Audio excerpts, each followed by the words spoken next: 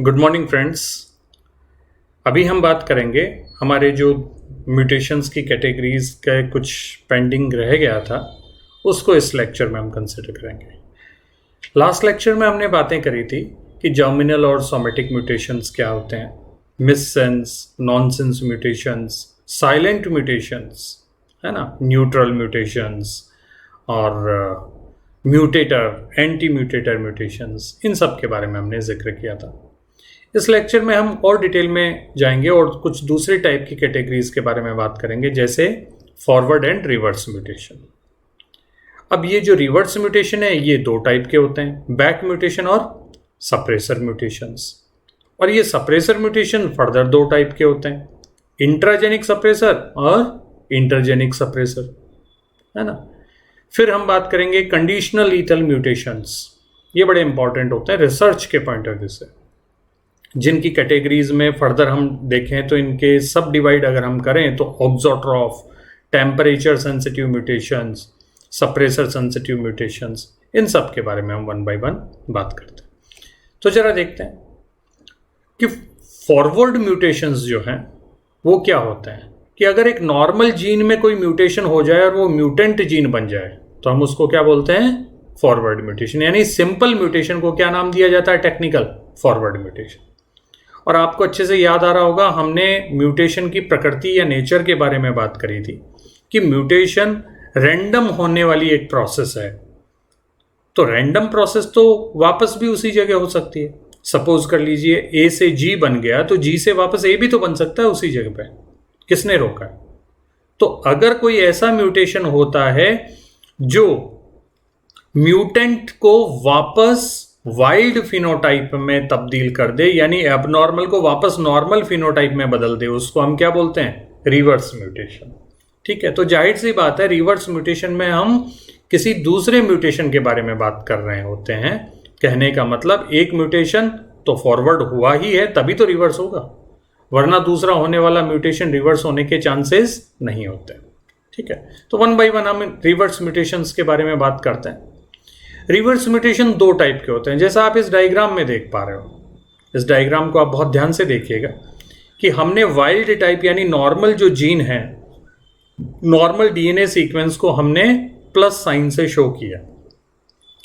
अब इसमें पहला म्यूटेशन होता है जिसकी वजह से ये म्यूटेंट अगर हो जाए, जिसको हमने एम से शो किया है, स्मॉल एम से, तो ये वाला म्यूटेशन कौन सा होगा, पहला म्यूटेशन जो प्लस को स्मॉल एम में कन्वर्ट कर दे, ये म्यूटेशन होगा फॉरवर्ड म्यूटेशन। तो पहला म्यूटेशन ये हो गया।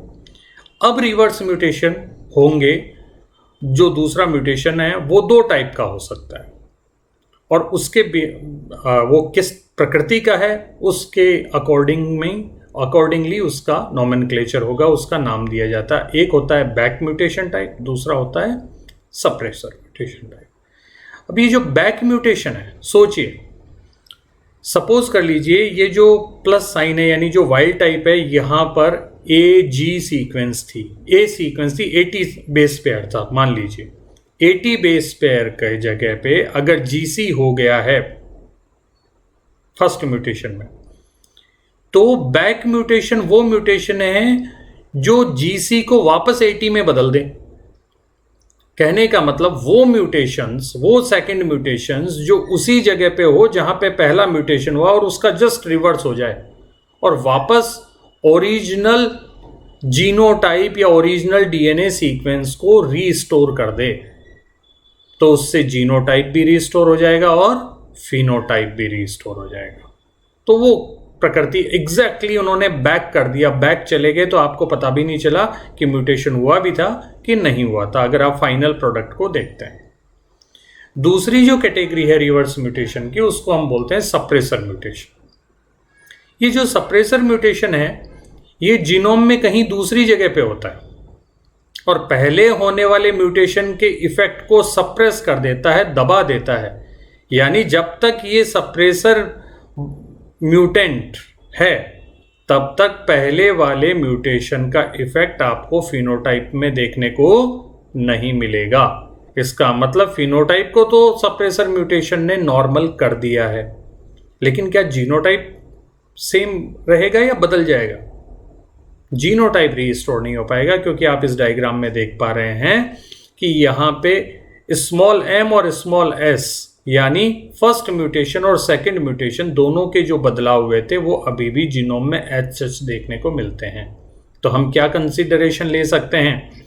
कंक्लूजन हमारा ये हुआ कि बैक म्यूटेशंस वो सेकंड म्यूटेशंस हैं जो उसी साइट पर होते हैं जहां पर ओरिजिनल या फॉरवर्ड म्यूटेशन या फर्स्ट म्यूटेशन होते हैं, और उसके जस्ट रिवर्स होने की वजह से वो जीनोटाइप और फिनोटाइप दोनों को रीस्टोर करके ओरिजिनल बना देते हैं।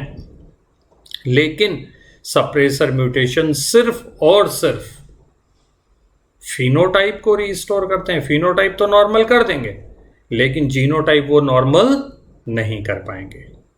अब जाहिर सी बात है, हमारे दिमाग में एक सवाल आना चाहिए, क्वेश्चन आना चाहिए कि ये जो सप्रेसर म्यूटेशन है दूसरी जगह, तो जीनोम में दूसरी जगह कौन सी? उसी जीन में होगा या दूसरे किसी जीन में होगा या दूसरे क्रोमोसोम में होगा?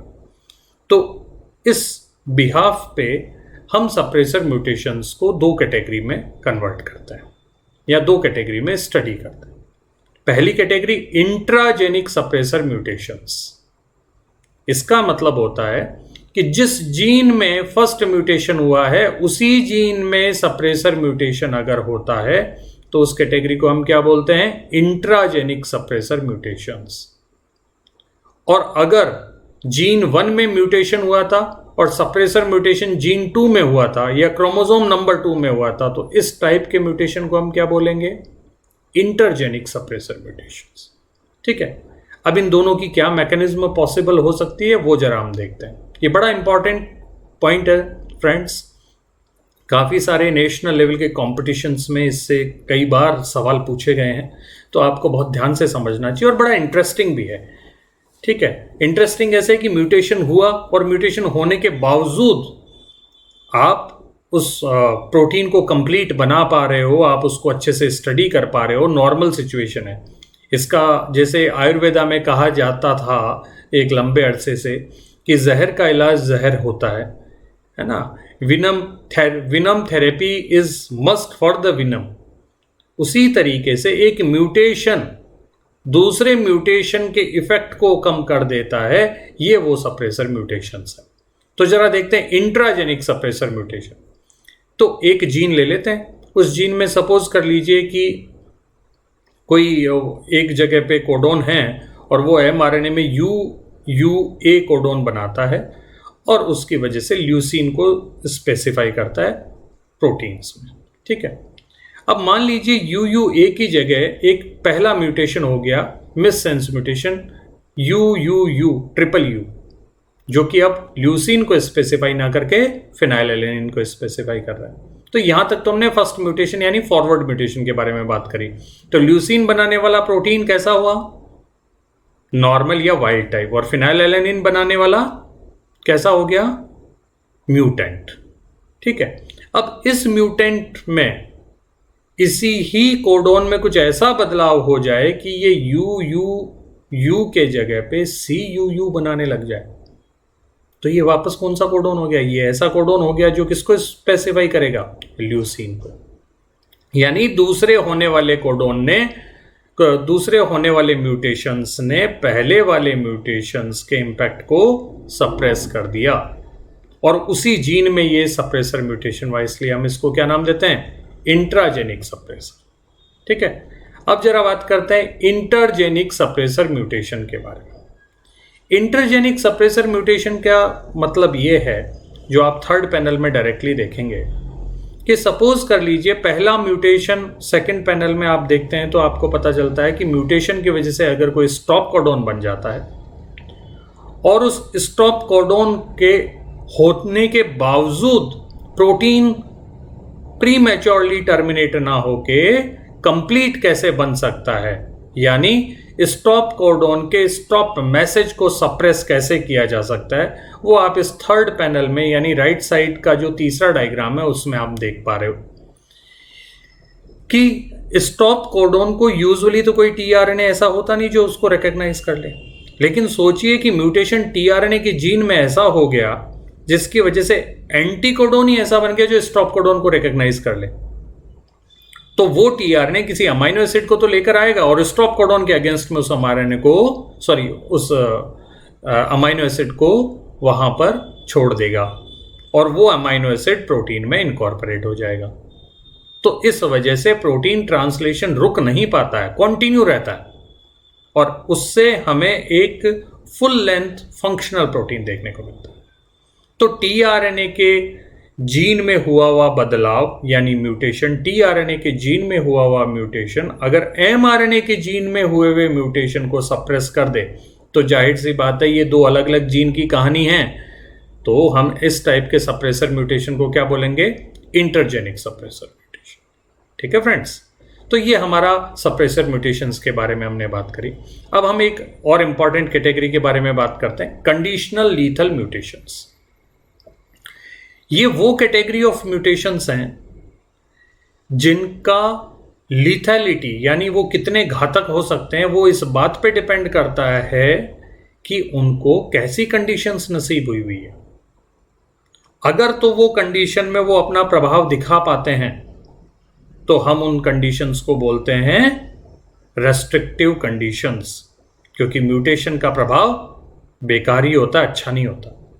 यानी जहां पर म्यूटेशन अपना लीथल इंपैक्ट दिखा दे उन कंडीशंस को हम कहते हैं रेस्ट्रिक्टिव कंडीशंस। और कुछ ऐसी कंडीशंस होंगी जिनमें म्यूटेशन तो है लेकिन वो अपना प्रभाव नहीं दिखा पा रहा है, यानी नॉर्मल वायबल सिचुएशन है, तो वैसी कंडीशंस को हम क्या बोलते हैं? Permissive conditions.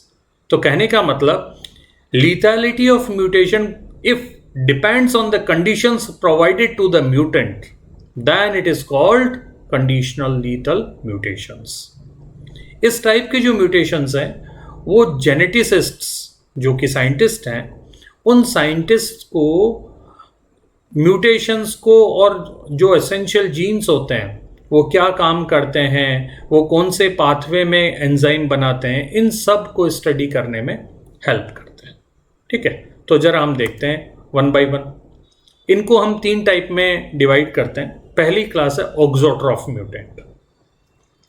फ्रेंड्स, जो वाइल्ड टाइप ऑर्गेनिज्म यानी जो नॉर्मल ऑर्गेनिज्म होता है उनको एक और नाम दिया जाता है प्रोटोट्रॉफिक ऑर्गेनिज्म।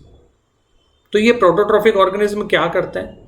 ये प्रोटोट्रॉफिक ऑर्गेनिज्म खुद के लिए जरूरी जितने भी एसेंशियल मेटाबोलाइट है, जैसे अमाइनो एसिड्स, जैसे न्यूक्लियोटाइड्स, जैसे वाइटामिन, ये खुद बना लेते हैं। ठीक है, ऑक्सोट्रॉफ एक टाइप का म्यूटेंट है, वो प्रोटोट्रॉफ नहीं है, वो ऑक्सोट्रॉफ है। तो ऑक्सोट्रॉफ का मतलब होता है वो म्यूटेंट जो अपने लिए जरूरी एसेंशियल मेटाबोलाइट्स का सिंथेसिस खुद नहीं कर पाते हैं। यानी वो किस बात पे डिपेंड रहेंगे? अगर कोई बाहर से उनको वो एसेंशियल मेटाबोलाइट दे दे तो वो जिंदा रहेंगे, और अगर नहीं दे तो वो जिंदा नहीं रह सकते। जैसे एक छोटा बच्चा है, तो छोटा बच्चा अपना खाना नहीं बना सकता, तो उसकी जिंदगी सिर्फ इस बात पे डिपेंड करती है कि कोई उसको खाना दे दे तो वो जिंदा रहेगा, खाना नहीं दिया तो फिर उसकी हालत खराब है। तो इसी तरीके से अगर माइक्रो ऑर्गेनिज्म है, जैसे सपोज कर लीजिए ई कोलाई है।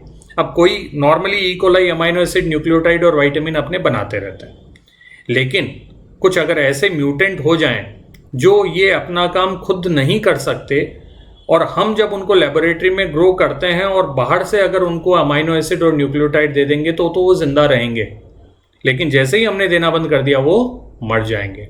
तो परमिसिव कंडीशन कौन सी होगी?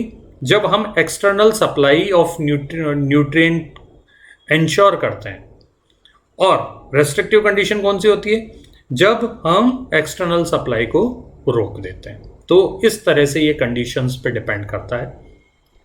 दूसरा केस होता है टेम्परेचर सेंसिटिव म्यूटेंट्स, यानी किसी एक टेम्परेचर पे तो सरवाइव कर रहा है म्यूटेंट, लेकिन दूसरे टेम्परेचर पे नहीं कर रहा है।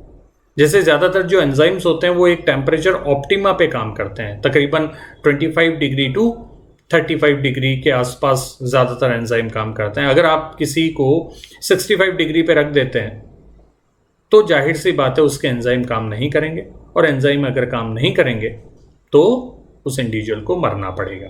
तो टेम्परेचर के बेसिस पर यह तय होता है कि कौन सा टाइप का टेम्परेचर कंडीशन दें जिसकी वजह से म्यूटेंट जिंदा रहे, और कौन सा टाइप का टेम्परेचर कंडीशन दें जिसकी वजह से म्यूटेंट जिंदा नहीं रहे, ये तय होता है।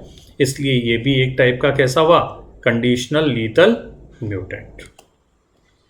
तीसरी कैटेगरी है सप्रेसर सेंसिटिव म्यूटेंट्स। जैसा कि आपने यहां पे ऑलरेडी देख चुके हैं जब हम सप्रेसर म्यूटेशंस के बारे में बात कर रहे थे कि स्टॉप कोडॉन है यानी वो म्यूटेंट है, अगर उसका सप्रेसर जीन या सप्रेसर म्यूटेशन साथ में है तो स्टॉप कोडॉन का कोई फर्क नहीं पड़ेगा, और फर्क नहीं पड़ेगा तो प्रोटीन पूरा बनेगा, और प्रोटीन पूरा बना तो फिनोटाइप नॉर्मल रहेगा, और फिनोटाइप नॉर्मल रहेगा तो वो कैंडिडेट जिंदा रहेगा। लेकिन अगर सप्रेसर उस म्यूटेंट का नहीं है, स्टॉप कोडॉन का सप्रेसर जीन या सप्रेसर म्यूटेशन नहीं है, तो उस कंडीशन में ट्रंकेटेड प्रोटीन बनेगा, आधा अधूरा प्रोटीन बनेगा, और उस वजह से वो इंडिविजुअल जिंदा नहीं रह पाएगा। तो ये दोस्तों हमने बातें करी थी कंडीशनल लीथल म्यूटेशंस के बारे में, और ये आपकी जो अभी तक हमने म्यूटेशंस के टाइप्स और पढ़े हैं और उनकी मैकेनिज्म देखिए, उनकी एक समरी है। आप इस समरी को जरूर देखिएगा। बस एक छोटा सा ये समरी आपको देखने को मिल रहा है जिसमें लगभग सभी चीज़ें कवर हो जा रही हैं जो हमने पढ़ी थी। बस ये दो टर्म आ रही हैं, लॉस ऑफ फंक्शन म्यूटेशन और गेन ऑफ फंक्शन म्यूटेशन। बड़ा सिंपल सा केस, वो म्यूटेशन जो किसी जीन के फंक्शन को या तो खत्म कर देते हैं या तो कम कर देते हैं, यानी उस जीन के फंक्शन का लॉस अगर होता है तो हम उसको लॉस ऑफ फंक्शन बोल देते हैं, और इसका रिवर्स करें तो गेन ऑफ फंक्शन म्यूटेशन। मतलब वो म्यूटेशन जो किसी जीन के एक्सप्रेशन को या तो बढ़ा देते हैं, ठीक है, या तो ऐसा बदलाव होता है जो नया जीन बना दे, तो उसको हम क्या बोल देते हैं, gain of function mutations. Okay, तो आप इन सारी चीज़ों को बहुत अच्छे तरीके से देखते रहिएगा, टाइम आफ्टर टाइम रिवाइज करिएगा। किसी भी टाइप की कोई क्वेरी हो, आपके लिए व्हाट्सएप ग्रुप बनाए गए हैं, आप उन व्हाट्सएप ग्रुप के जरिए अपनी क्वेरीज को एड्रेस कर सकते हैं। आप कमेंट्स के थ्रू अपनी बातों को पहुंचा सकते हैं। कोरोना के टाइम में आप अपने घर पे रहिए और बहुत ही अपना सेहत का ध्यान रखिए। नो मास्क नो एंट्री जो कैंपेन गवर्नमेंट की चल रही है, उस कैंपेन का पूरा अच्छे से पालन करिए और दूसरे लोगों को भी बताइएगा। बहुत बहुत धन्यवाद।